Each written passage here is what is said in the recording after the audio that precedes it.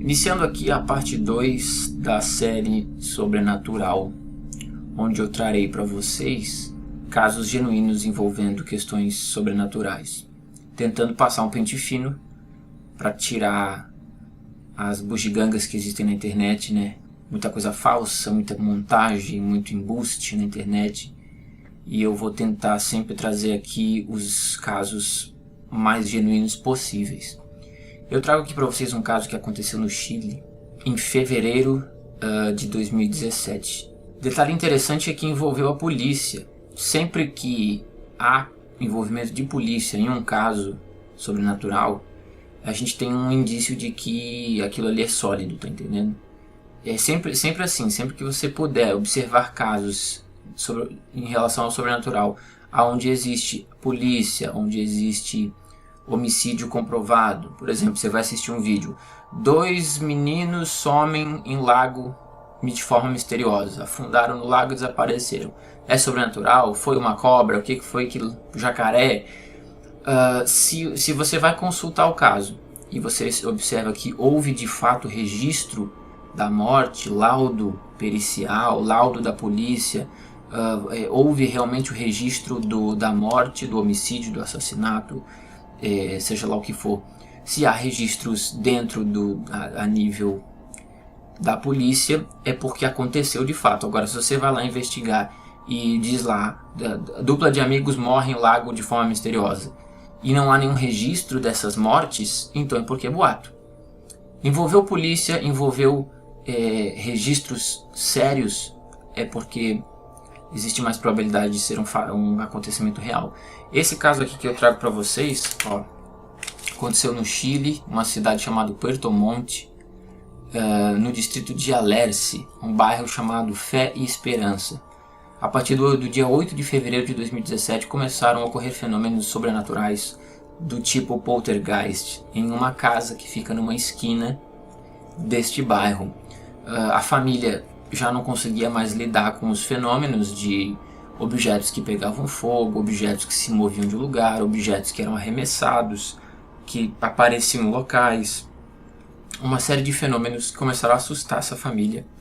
E no dia 26 de fevereiro foi chamada a polícia para intervir, né? A polícia entrou dentro da casa e saíram rapidamente, porque a própria polícia viu o que estava acontecendo ali. Os fenômenos se manifestavam durante a visita da polícia, e os policiais também ficaram assustados, sem saber como reagir à questão. Isso é interessante, porque um policial não está ali de brincadeira. O policial não pode brincar com um caso assim, de ficar falando besteira para fazer videozinho na internet. Então trata-se de casos genuínos quando a polícia mesmo afirma a autenticidade do caso, né? A polícia se apresenta assustada. Outras pessoas entraram lá, pastores, padres e pessoas, para tentar fazer algum tipo de trabalho espiritual. E pelo que foi contado, cada vez que um padre ou um pastor entrava lá dentro e evocava nomes sagrados, Jesus, etc., os fenômenos ficavam mais violentos ainda. Eu mostro para vocês aqui agora uma cena em que um padre ou um pastor está lá dentro fazendo algumas rezas e objetos se movimentam, quer dizer, coisas são arremessadas e causando pânico nas pessoas que estão ali dentro. Vamos dar uma assistida.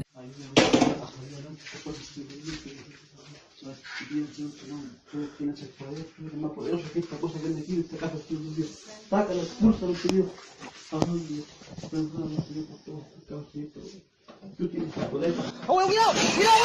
¡Ah! ¡Puto el mueble! ¡Fuera! ¡Fuera, señor! ¡Se lo saca! ¡Fuera, señor! ¡Me rozó! ¡Poder, Dios mío! ¡Saca todo! ¡Fuera, Dios mío! ¡Toquen el poder de Dios, señor!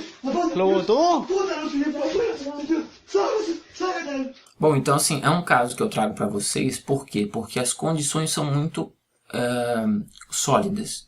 Nós temos uma casa real, em um bairro real, com uma família real, ou seja, os dados podem ser confirmados. Não é uma casa aleatória, num bairro aleatório, que você vai investigar o acontecimento, você vai investigar na internet, você não encontra aonde que foi, com quem que foi, como que... Não, você não encontra nada. Nesse caso sim, nesse caso ele está bem documentado, inclusive registrado em arquivos policiais, né? Isso foi um caso de polícia.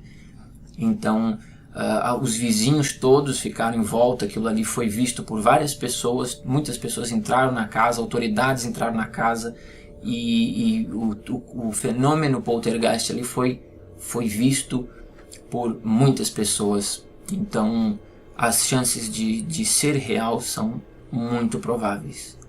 O vídeo passado que eu fiz, que foi o primeiro vídeo dessa série, houveram muitas críticas, o pessoal falou sobre as portas que abrem sozinhas, né, no supermercado, aquelas portas de freezers. Realmente pode ser inclinação, pode ser um problema a ver com a câmara refrigeradora, e eu não descarto isso não. Inclusive a maior probabilidade sempre é de que seja um fenômeno natural. Então pode ser um fenômeno natural ali.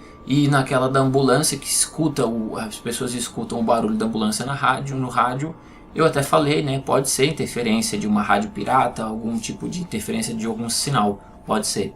Esse caso agora aqui do que eu trago para vocês, ele é um pouquinho mais sólido mesmo, porque, como falei, muitas pessoas viram, o caso foi registrado nos anais da polícia, então é um caso que eu acho relevante.